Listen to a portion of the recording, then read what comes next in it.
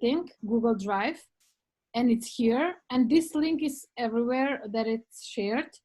And this is where we put our documents that further on expand and branch out to other subgroups. The data exports are here. With Eugenio, we were trying to do something. The reference literature, I am trying to copy it to be the same in Mendeley too, but I'm not always updating it in time. The idea was to go on Mendeley and collaborate there, but I found some downsides that may block us. So we'll see how it goes. Here is the main document of minutes, emailing list and everything else, the main paper concepts, the role and accountability diagram, and the methodology. All these other things are more or less irrelevant for the time being. So the minutes are where we actually put all of our meetings so we can refer and see things. And the main two things, the role and accountability diagram and the methodology we are trying to shape. Then, oh, come on. Then it's, this was produced first. This was what came up after the first, the second meeting that we had 3 weeks ago. So please allow me to explain it a little bit, because you were all seeing it, reasoning it, and acting upon it. So to some extent, it was self-explanatory, but not all of it for sure. This is a system, a diagram of roles and accountabilities. Roles are in ovals, accountabilities are the arrows. And what is in every accountability? It's this text that is in orange, let's say, that should be on the arrow, but it's hard to put it there. And that's why I typed it after the role. So the role name and the accountability. And if you click on any of the roles, you will see the sub-team and the people who are working and populating this role. Why is this needed? So there are many ways how to try to explain this, but it's not a Gantt chart, who does what when, but who is accountable for what. That would be the idea of this. And it's systemic. That means it designs a managerial system around the purpose of our Open Academia Diffusion team, providing the outcome of applicable knowledge on how to co-create value together, both to science and to practice. Here it would be the teaching materials, here it would be the publications, etc., etc.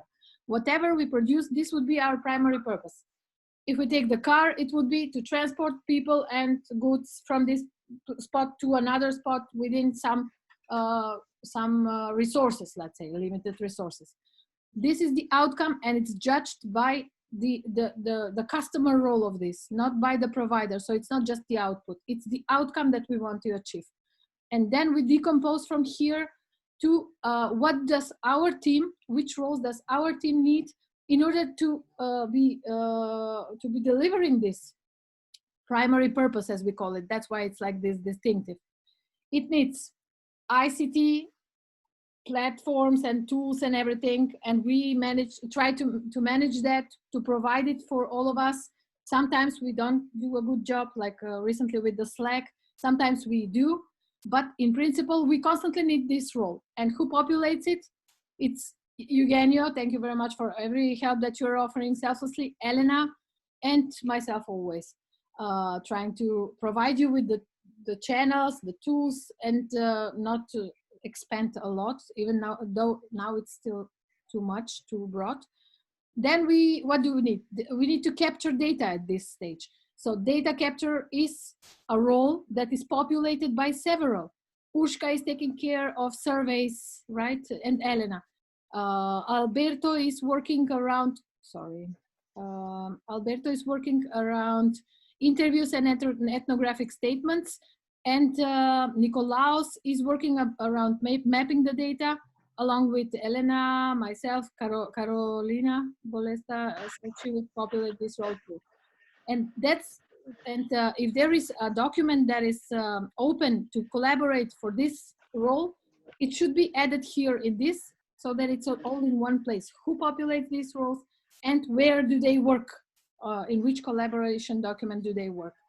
Then we need someone to articulate the scientific novelty, and that is to be perceived by the experienced scientists, by the tech transfer offices, the ones who can see that this is the distinctiveness, not the regular part. And we have some people populating this role. We also need scientific framing of everything. It's not just a survey. It's a survey bound to produce some research questions to be addressed, etc., etc. And this scientific framing is of ultimate importance. And Tony, thank you so much. It's precious input from your side. And Natalia is also here. And the document where that Tony opened and where we are working and adding on top of each other's ideas. Then we have state-of-the-art seeker. So in any publication, it's necessary to seek what exists in literature and theory and best practices. Here it's also another role. So this is more scientific state-of-the-art concepts, tools, methods, and this is more global best practices that are already here that we need to refer to in any publication, that we need to match up with and say, this is the gap, this is the inspiration, etc. And you will see who populates these roles. So state-of-the-art seekers so far. So feel free to change upon preference, of course. Mark, Alberto, Alexandra, Simona are here in the state-of-the-art and they already started something. Global best practices, thank you, Natalia. And Victor should join you. I don't know where is he. These two. What is this? So I'm here. What is this role exactly? Global best practices seeker. So Natalia opened it. I can open it briefly if you want.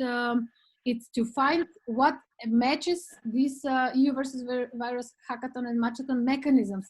It can be other hackathons. It can be accelerators. Okay. What is the best practice in the world? Not just practice, what is practice, but what is the best practice so that we also get inspiration when modeling it or maybe reflecting to it that this was a good practice that was already also present in our phenomena. So, and what is the difference between that and state of the art? Sorry, I thought this was the art is in the literature, so it's theoretical concepts like agile and agile in practice, right? Or okay. Yeah. Okay, so this is more like not meaning directly by the meaning of the word, not competitive analysis, so to speak, you know, a little bit. No. Well, I wasn't thinking about competitive. I didn't even think about it. So we can think. But I know. Okay, so I understand now. Yeah. So, but this is just a draft that was somehow to initiate your thoughts and what we change and what we add, what works, what doesn't. So these are all adaptable things, roles to be populated and who does what and who is connected to whom. Then we have optimizer, Monse. Whenever we speak, we may tend to duplicate things.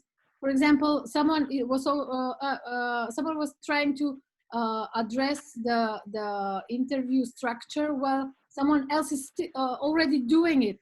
So they should join forces, not duplicate each other's effort and separately. So optimizer of roles, of content, of everything. Then we have concept aligner as a role that is constantly needed.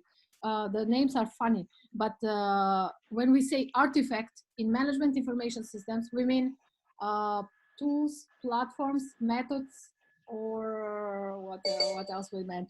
And in artifact in history or in architecture, it's something tangible like, I don't know, an icon or something else.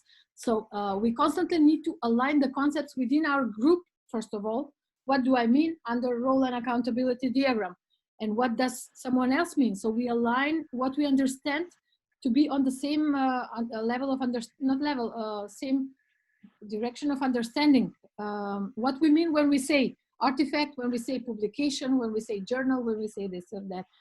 And for sure, when we say matchathon, when we say what did we had?